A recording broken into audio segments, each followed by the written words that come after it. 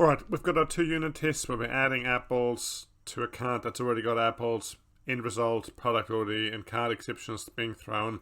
We've got a very similar second unit test. We've got bananas in the cart and we try and add more bananas, and a product already in cart exception is being thrown in that scenario also. Alright, this is the refactor step. Red, green, refactor. We had these as red. Now they're green. It's time to do some refactoring. And given how similar these tests are, it occurs that we could turn these into a theory. I'm going to do that now and start with this first unit test with apples. I'll convert that one into a theory, and I'll do that now. Okay, theory and inline data. Oops, didn't want that. Let's make this the product description. Let's make that apple in this case here. And of course, we will need to add a parameter. Let's make that the product name. This decision whether or not it's a duplicate product is made on the product name and product name alone. Okay, so we've got the shopping cart add apple. Alright, so we're using a test class member apple. This isn't going to work for us because we've only got as a variable, as a parameter, the product name. So why don't we do this a bit differently? We're going to go and create a new product, maybe call the reference apple, and product name is the product name. And with regards to unit price, really we don't care. The unit price is not a determinant as to whether the product is a duplicate or not in the shopping cart, and therefore presents a problem. Alright, so we've got apple here. So we just replace this in the first add. So this puts apples into our cart to start with. And then the second add here as well. This is where it becomes a problem. And then we have got our assertion step. Product apple is already in the cart. Let me start parameterizing that already. I think that would be useful. And just what's here, I'll just make this the product name that's being passed in.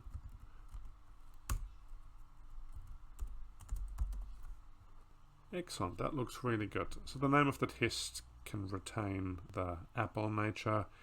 Alright, let's see how this works out. Running all unit tests. And all unit tests are passing. This is looking really good. Alright, let's add bananas into the mix. Inline data. Okay, and here we've got banana. Great, and our banana's being passed in. Maybe the product reference. Maybe I'll change that from apple just to a generic product. Alright, that looks good. Guess I could have called it fruit just as easily. Oops. Alright, and replace that. That's looking really good. So we've got our shopping cart. We're creating our product of the product name, our product reference. We're adding 3 of those into the cart, and then the second time around we add 7, whether they be apples or bananas, and now it's causing a problem, and a product or in cart exception will be thrown with the message product apple or banana is already in the cart. This looks really good. We'll change the name of the test to given have product and cart when call add with more product, then throw product already in cart exception with more, I'm gonna say same product. Yep, add with more same product, then throw product already in cart exception. This looks really good. And let me just run all of these, and then if that works, I'll delete the separate banana test. Excellent. All unit tests are passing. I'm deleting the banana unit test. It's no longer required. It is now inherent in this theory. And now, as a forward-looking unit test, just to ensure that our implementation code as it stands can handle any kind of product name, what I'm going to do is I'm going to add inline data, say canter loop, running all unit tests. Okay, fantastic. So the forward-looking unit test is working.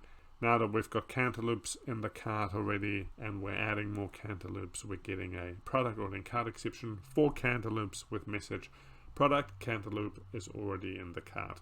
This is brilliant. Good refactoring, and the tests look really nice and tight, and it is time to move on to the next task. See you shortly.